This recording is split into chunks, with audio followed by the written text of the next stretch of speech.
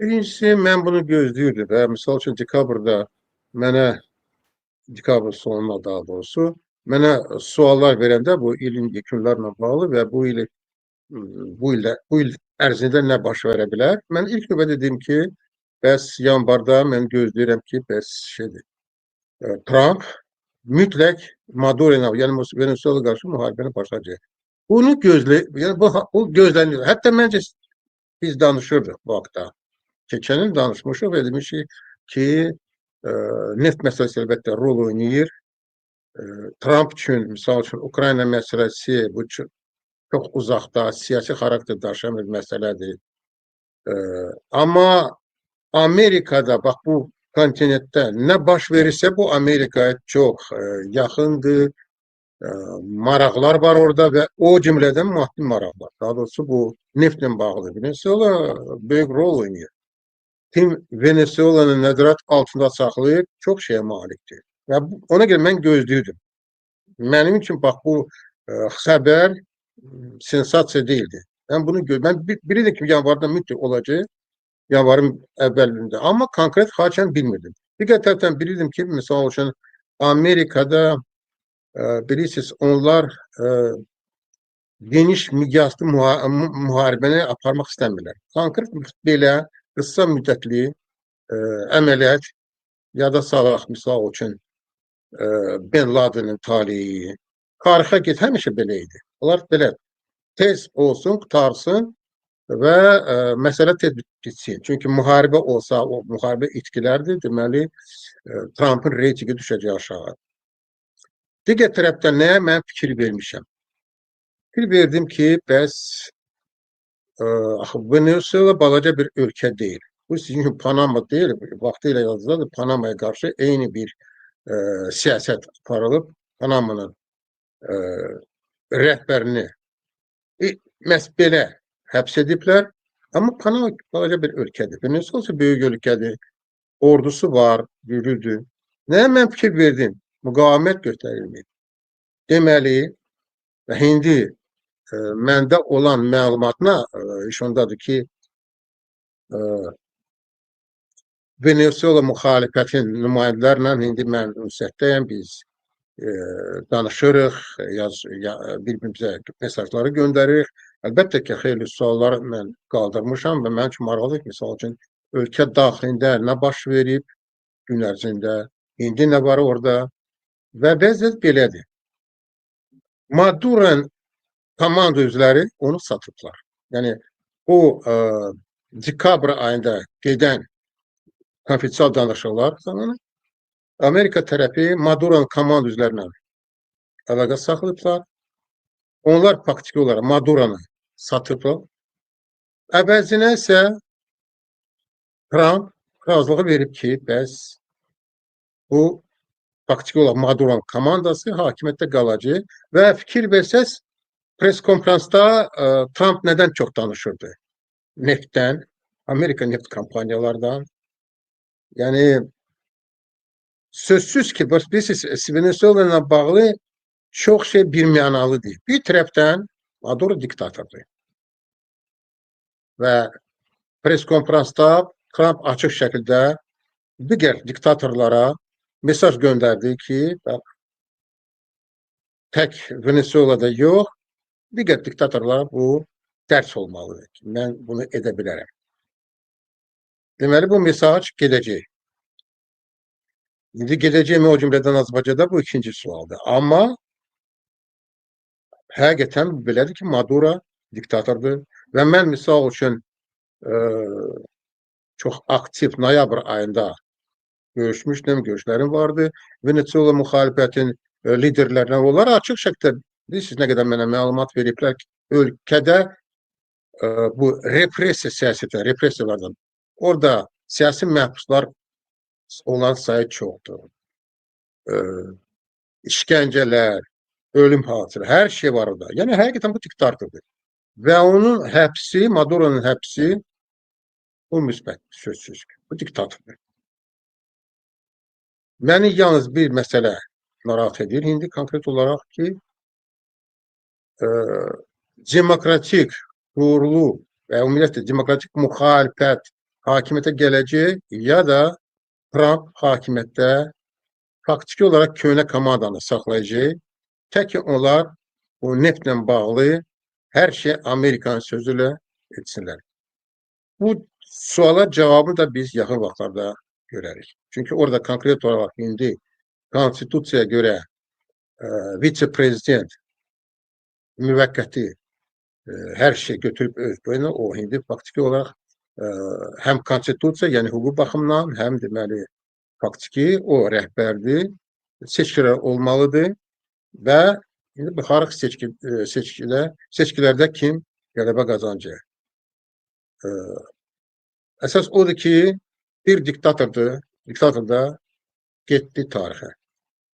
O özdə elə belə getmədi. Biri var, misal üçün, Suriyanın da diktatorlar, onlar qaçıblar. Bunu isə həbs ediblər, məhkəmə gözləyir onu. Ömürlük cəza da onu gözləyir. Və necə ki, biz misal üçün hərdən bir fikirləşirik, Putini Haaqada Putini biz görəcəyik. Eləcə də biz digər diktatorlarla bağlı suallar çıxıracaq. Yaxşı, bu diktatorların gələcəyi, onların tarihi necə olacaq? Onları məhkəmə gözləyir, ya yox, ya da xalq özü bu diktatorların taleyi həll edəcək. O cümlədən əlbəttə ki, biz baxırıq bizim qonşumuz İrana, orada yaxşı bilirsiniz ki, etiraz aksiyaları keçirir. Orada da diktatora, yəni orada da hakimiyyətə olan diktatorlar, onların da deməli, onlarla bağlı, yaxşı bilirsiniz ki, Trump bax bu etiraz aksiyalarla bağlı açıq şəkildə bu etirazçılara dəstək verdi və mesaj göndərdi ki, biz kənardan müşahidə etməyəcəyik. Digər tərəfdə o Kuba ilə bağlı məsələ qaldırdı. Yəni Venezuela'da bu gün ərzində Venezuela olayı bu diktatorlara qarşıdır. Yalnız bu üzə çıxan biraz bu suallar var. Kim əvəz edəcək Maduro'nu? Kim Venezuela'da hakimiyyətdə olacaq? Demokratik qüvvələr yoxsa köhnə komanda? Bax, bu çox ciddi məsələdir. Bir şey də var ki, əgər Venezuela faktiki olaraq parçalanır və əgər orada ciddi addımlar atılmasa, əgər həm müxalifətlə, həm iqtidarda, yəni keçmiş, amma indi hələ ki hakimiyyətdə olan bu Maduro'nun komandası, onların arasında diyalog olmasa, qorxuram ki, Venezuela vətəndaş müharibəsi olsun. Digər tərəfdən bu neft qiymətləri düşəcək aşağı. Çox şey var hələ. Hələ ki, biz yalnız deyə bilərək ki, bir diktator da bu ilin əvvəlində getdik yəni tarixə. Cəhənnəmə. Arif bəy, bugün rəsmi Bakı özünü Bəşər Əsəddən uzaqlaşdırır. Məsələn, rəsmi narrativ bundan ibarətdir ki, biz Bəşər Əsədlə münasibətimiz yox idi, əlaqələr qırılmışdı və s.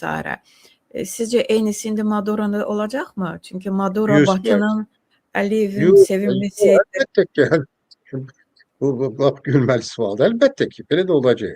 Əlbəttə ki, hətta mən gözləyirəm ki, İlham Əliyev çıxış etsin, desin ki, bax, Maduro diktatordur və ona görə xalq onu dəstəkləmirdi, məni isə xalq dəstəkləyir. Nəsə, bu formada çıxış etməlidir. Digər tərəfdən siz xatırlayırsınız ki, Nobel sülh mükafatı Venezuela müxalifətinin liderinə verilmişdi, Maria Machado'ya və yəni bu eyni zamanda belə deyək də ümumiyyətlə Prezident Trump'ın bu mükafatda gözü var idi və o elə bir şəxsə verildi ki, onu etiraz edə bilmədi. Maria Machado özü zəng etmişdi mükafat alan günü Prezident Trump'a və ona demişdi ki, bu sizin mükafatınızdır əslində. Yəni siz necə hesab edirsiniz? Yəni Machado'nun və ümumiyyətlə legitim müxalifətin qayıtması. Çünki əslində son seçki oğurlanmışdı Hə. və Ona görə həqiqətən bu belədir. Mən bunu demirəm. Çox sağ ol ki, bunu demisiniz.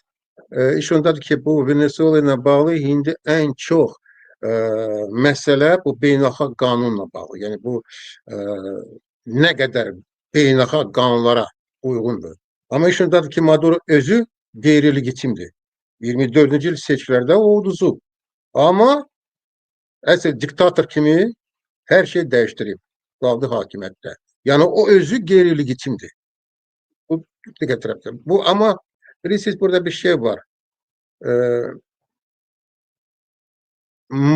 Trump pres konferansda açıq şəkildə bildirdi ki, misal üçün bu Nobel laureatı Machado o gözəl xanımdır, amma siyasətçi deyil. Yəni açıq şəkildə bildirdi ki, onu o istəmir. Trump istəmir ki, Machado yaxud ona yaxın olan şəxslər hakimiyyətə gəlsinlər. Mən yenə deyirəm ki, bax, vəziyyət biraz birmənalı deyil.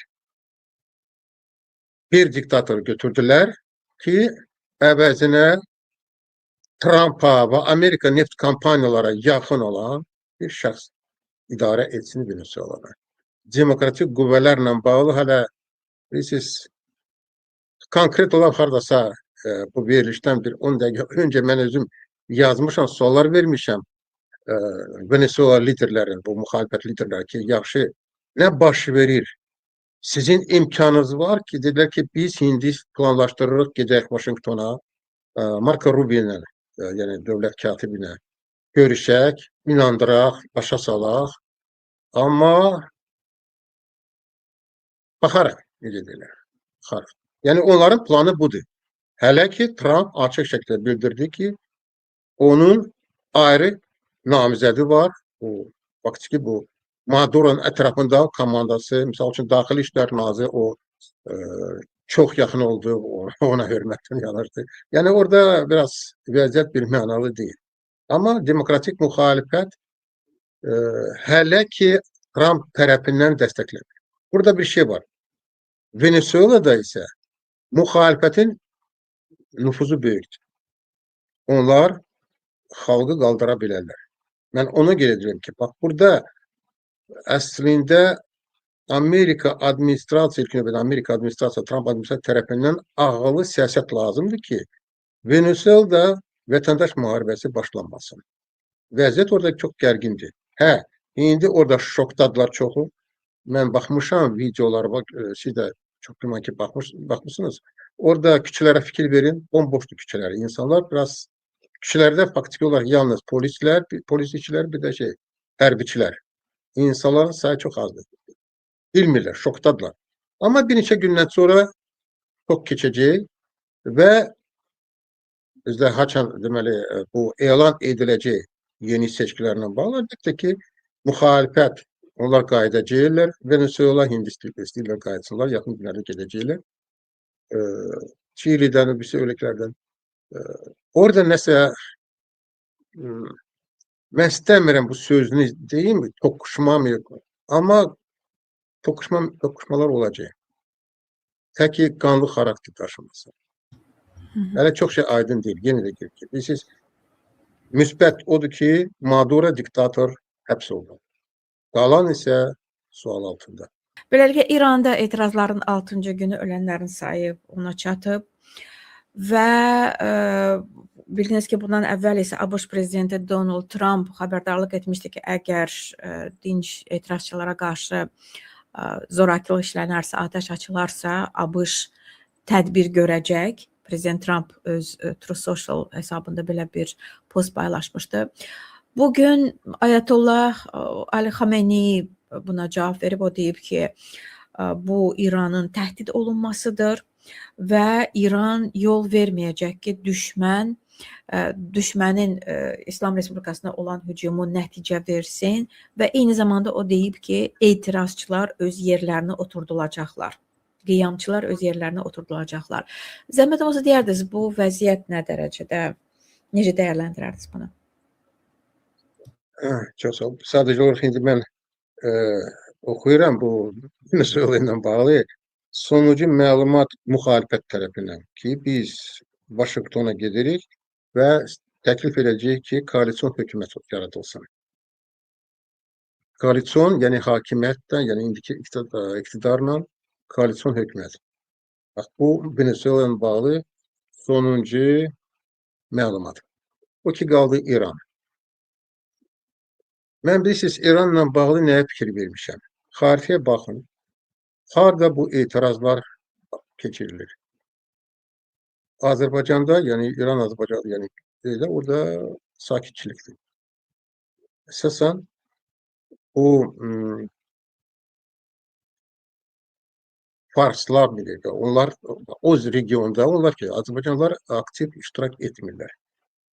O da nə ilə bağlıdır ki, bəs mənə necə bizimkilər izah etdilər, bizimkilərdir ki, İranda yaşayanlar, onlar bu Pəhləvi faktor məsələsi. Etirazçılar tez-tez Pəhləvinin adını çəkirdilər, Azərbaycanlıların isə xoşları gəlmiş Pəhləvidən. Yəni, molla rejim getməlidir, amma əvəzinə Pəhləvi gəlməməlidir. Yəni, monarxiya olmamalıdır. Olmalıdır, normal prezident, sivil dövlət seçkilərlə kimi seçiblə o da prezident olsun. Monarxiya olmalıdır.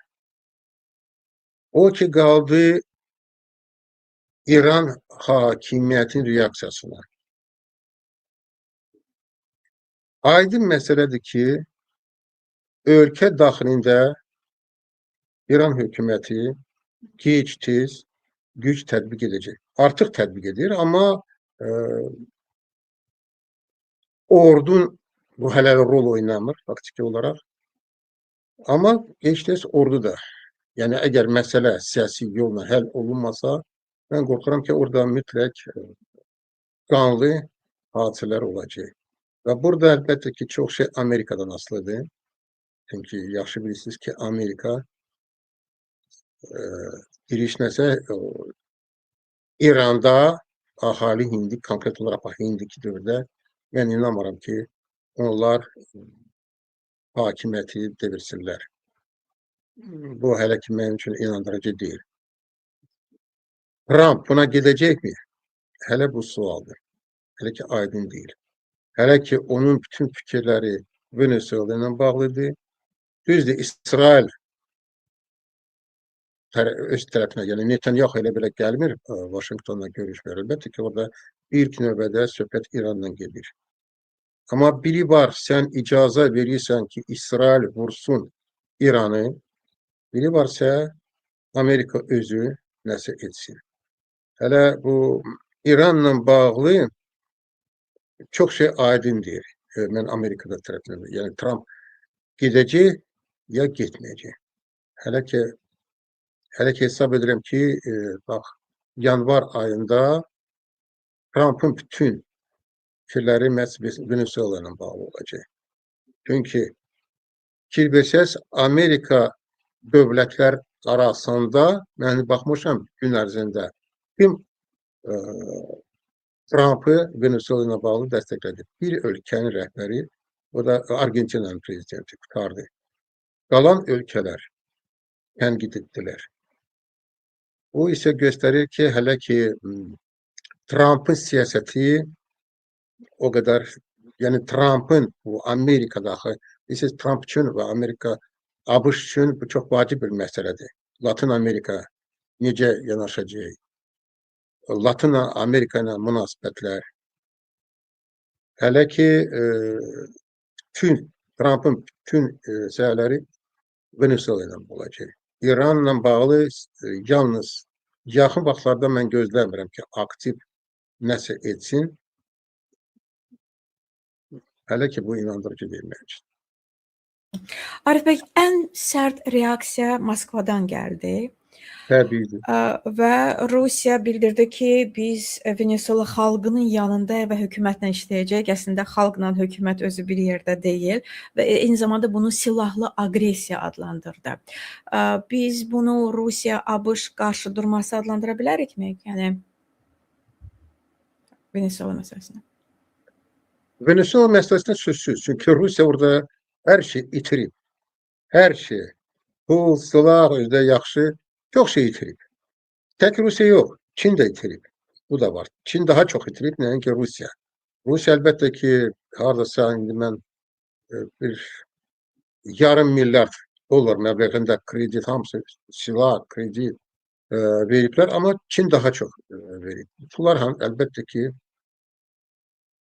çəkikdir. Daha aydın məsələdir ki, Venezuela qaytarmayacaq. Əsas odur ki, Venezuela neftin məsələsi. İndi hər şey Amerikanın əlində olacaq. İndi neftin qiyməti ilə bağlı yeni bir məlumat bir yaxın vaxtlarda alacağıq. Rusya, Amerika arasında mən inanmıram ki, indi qarşı durma, indi o qarşı durma sözü baxırın nə mənada istifadə edirsiniz. Qarşı durma mən inanmıram ki, misal Venezuela ilə bağlı heç nə olmayacaq. Rusya yalnız o söz-söhbətlə qutaracaq. Xarici İşlər Naziri ya Putin özü ilə kimsə nəsə deyəcəklər. Amma konkret addımlar atmayacaqlar. Nə edə bilərlər? Məsələ bitdi. Venezuela ilə bağlı məsələ bitdi.